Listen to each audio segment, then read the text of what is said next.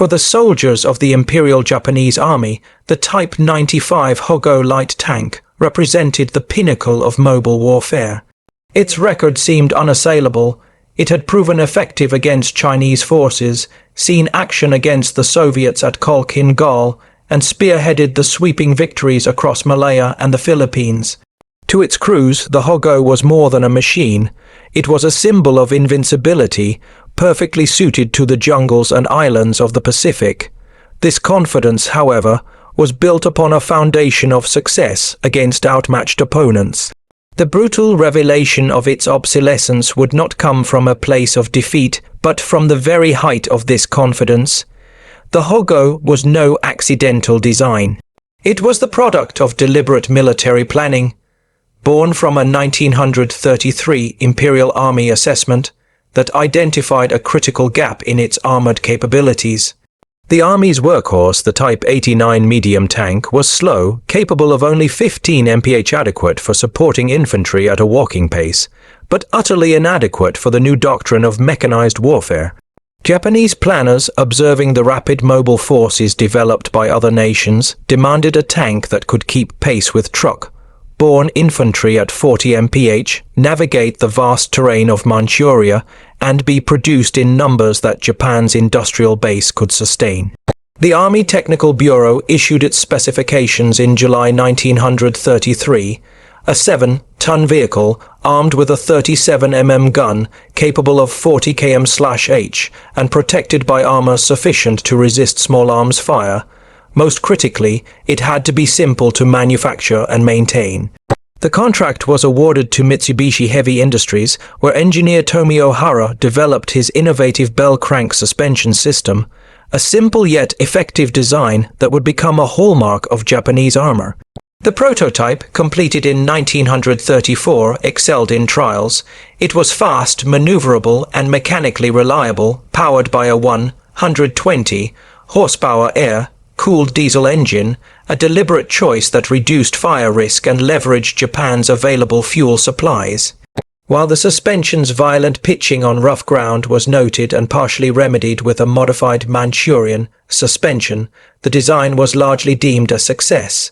Its formal adoption, however, was not without debate.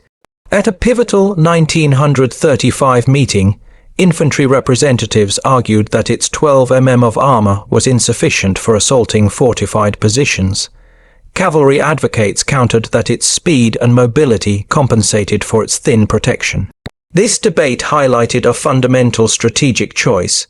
The Type 95 was not designed to win a head-on clash of armor, but to enable rapid exploitation and infantry support in a specific theater of war. The infantry reluctantly acquiesced, and the Type 95 was officially adopted. The tank that entered production in 1936 was a study in minimalist design.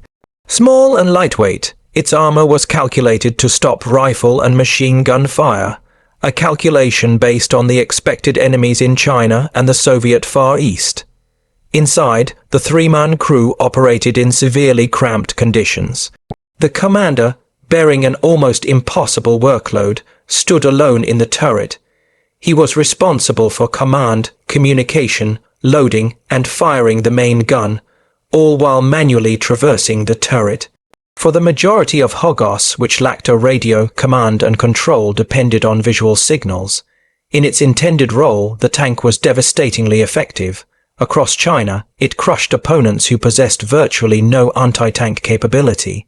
This success, however, bred a dangerous institutional assumption that the Hogo was a universally capable weapon of war, rather than a vehicle optimized for a limited, specific conflict.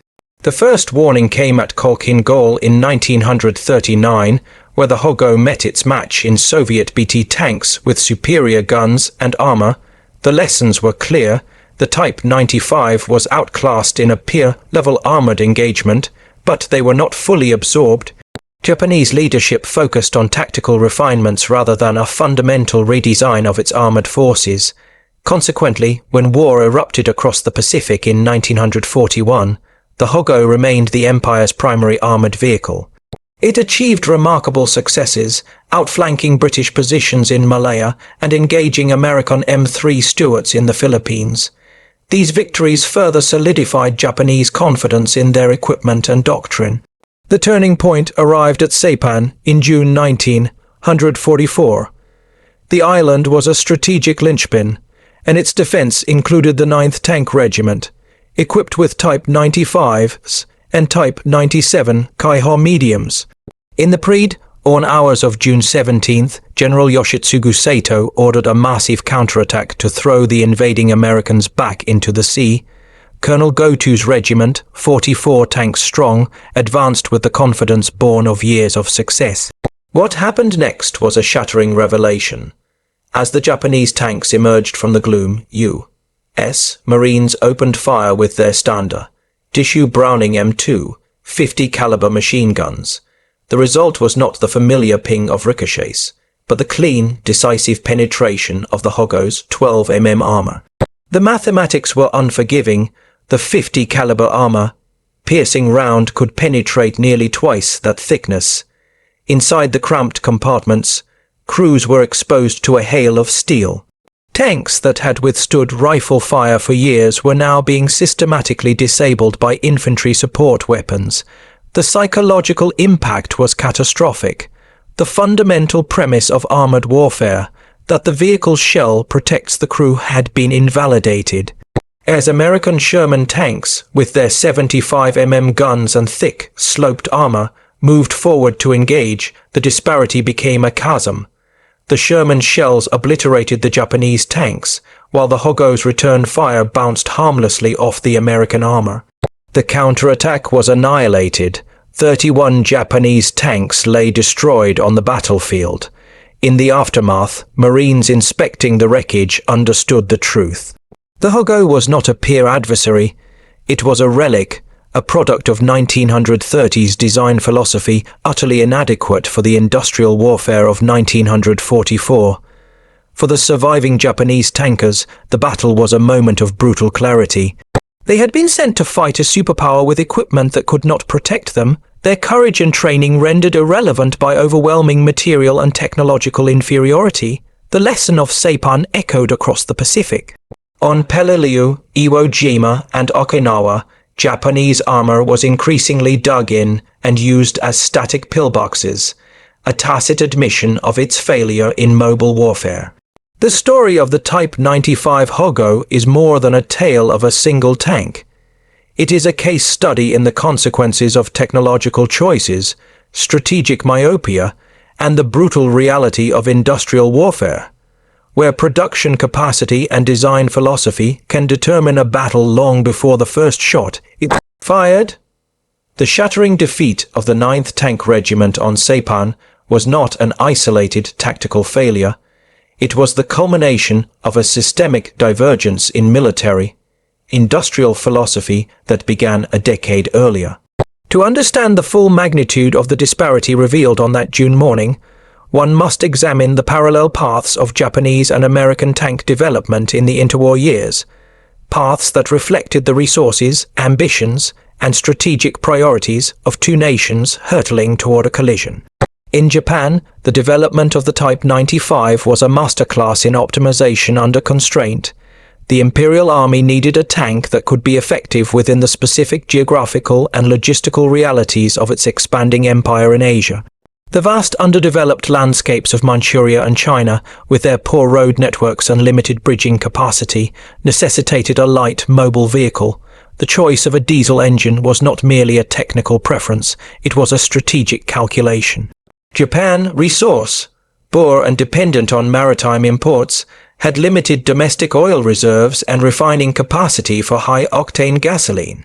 Diesel fuel was more readily available, particularly from sources within its sphere of influence, and its lower volatility offered a tactical advantage in reducing the risk of catastrophic fires, a constant peril for tank crews. This philosophy of just enough permeated every aspect of the Hogo's design. The 37mm Type 94 gun, while adequate for its original role of infantry support and engaging light fortifications, was a compromise. Its armor-piercing capabilities were marginal even when it was designed, and it relied on a relatively low-velocity round that would be hopelessly outclassed by the mid-war period. The armor thickness, a maximum of 12 mm, was a direct result of weight limitations imposed by the need for strategic mobility and the capacity of Japan's industrial base to produce rolled homogeneous armor plate in quantity. Every kilogram saved was a kilogram that could be shipped across the sea and propelled by a small engine over a fragile bridge. This stood in stark contrast to the design philosophy emerging in the United States and Europe, where the spectre of a high-intensity conflict between industrial powers drove the development of tanks that were not merely supports for infantry, but independent maneuver elements capable of surviving and winning engagements against their own kind, while Japanese engineers were perfecting the bell crank suspension for a 7-ton vehicle. American, Soviet, and German designers were grappling with the challenges of mounting larger guns and thicker armor on chassis that weighed 20, 30, and eventually 50 tons or more. The human factor inside the Hogo further highlighted this divergence. The three-man crew arrangement, with the commander burdened with the roles of gunner, loader, and communicator, was a recipe for cognitive and physical overload in the chaos of combat. Modern armored doctrine recognizes that a tank's effectiveness is multiplied by a specialized crew operating in a coordinated team. The Hogo's commander had no such team. He was a solitary figure in a steel box, attempting to command the vehicle, acquire targets, aim, load, fire, and observe the battlefield simultaneously. The absence of a turret basket meant he had to shuffle his feet on the moving hull floor as the turret rotated, a disorienting and exhausting task. This was not a design oversight, it was a conscious tray, off to keep the vehicle's profile low and its weight minimal. The assumption was that the tank's speed and small size were its primary defenses, an assumption that proved fatally flawed when faced with ubiquitous 50 caliber fire. The lessons that should have been learned at Kholkhin Gol in 1939 were in fact noted by forward-thinking officers within the Japanese army. The clashes with the Soviet Union's BT-5 and BT-7 fast tanks, and particularly the devastating debut of the T-34 later on the Eastern Front, demonstrated the clear trajectory of armored warfare. Guns were growing larger, armor was becoming thicker and sloped, and crew coordination was paramount. Japanese military observers in Germany reported back on the formidable Panzer Roman IIIs and Roman IVs. The Imperial Army was not entirely blind to these developments. In response, Japanese engineers did design more capable vehicles. The Type 97 Kaiha, while still a medium tank by the modest standards of the day, featured a slightly larger turret accommodating 2 crewmen and a more powerful 57 mm gun. Later models, such as the Type 1 Kai-He and the Type 3 Kainu, represented significant leaps forward. The Kai-He incorporated thicker, welded armor and a modernized 47 mm high-velocity gun capable of challenging the sides and rear of a Sherman at moderate ranges. The Kainu, a credible late-war design, mounted a potent 75 mm gun in a large new turret, a direct response to the American M4. Yet, these improved models existed primarily on paper and in tiny symbolic production runs. The fundamental problem was no longer one of design, but of industrial capacity and strategic prioritization. Japan's war economy was a fragile entity, stretched to its breaking point by the simultaneous demands of a massive navy, a vast army deployed across Asia, and a burgeoning air force. The Imperial Japanese Navy, with its doctrine centered on the decisive fleet battle, consumed a disproportionate share of steel, skilled labor, and advanced manufacturing capacity for the construction of battleships, aircraft carriers, and cruisers. The Army Air Force competed fiercely for engines and aluminum. Tanks were a distant third in this tri-service rivalry. The Pacific War was, for Japan, primarily a naval and aerial conflict. The Army's role after the initial conquests was seen as defensive, holding the island perimeter. In this defensive schema, Tanks were a luxury, not a necessity. The limited industrial output that could be spared for armored vehicle production was funneled into the existing, familiar lines of the Hogo and Kaiho. Retooling factories for the new Kai-He or Kainu would have caused catastrophic delays and production shortfalls for an army that was, by 1944, in a desperate fight for its life. Consequently, while the Kainu was a respectable design on par with early war European tanks, only about 170 were ever built, and they were reserved for the final defense of the Japanese home islands, never seeing combat. This industrial reality stands in breathtaking contrast to the story unfolding in the United States. American tank production was not merely an industrial process, it was a national endeavor, a manifestation of what President Franklin D. Roosevelt would call the arsenal of democracy. The country did not just produce tanks, it created a tank-producing ecosystem of unparalleled scale and efficiency. The M4 Sherman became the symbol of this effort, but it was the system behind it that was truly revolutionary. This system was built upon several key pillars. The U.S. Army Ordnance Department established precise specifications for the M4, allowing multiple manufacturers to produce identical components. A single tank's parts might be forged in a Pittsburgh steel mill, machined in a Detroit automotive plant, assembled in a converted locomotive factory in Pennsylvania, and have its engine built by a separate company altogether. This decentralized, networked approach created immense resilience and capacity. If one factory was bombed or experienced delays, others could pick up the slack. The American automotive industry, the largest in the world, was perfectly poised for this conversion. Companies like Chrysler, Ford, and General Motors understood mass production, assembly lines, and interchangeable parts. The Detroit tank arsenal, built from the ground up by Chrysler, was a cathedral of industrial output. Its mile-long assembly lines, massive overhead cranes, and round the clock shifts turned out tanks with a rhythm that seemed more like a peacetime consumer good than a weapon of war. The workers, men too old for the draft, women who became the iconic Rosie the Riveters, brought a civilian efficiency to the art of war production. The Sherman was designed not just to fight, but to be fixed. Its parts were accessible, its engine was relatively easy to remove and replace, and its tracks were durable. This good enough philosophy, often criticized in comparison to more complex German tanks, was in fact its greatest strength. A tank that is broken down is no tank at all. The Sherman's mechanical reliability meant that a higher percentage of those 49,000 tanks produced were available for combat on any given day.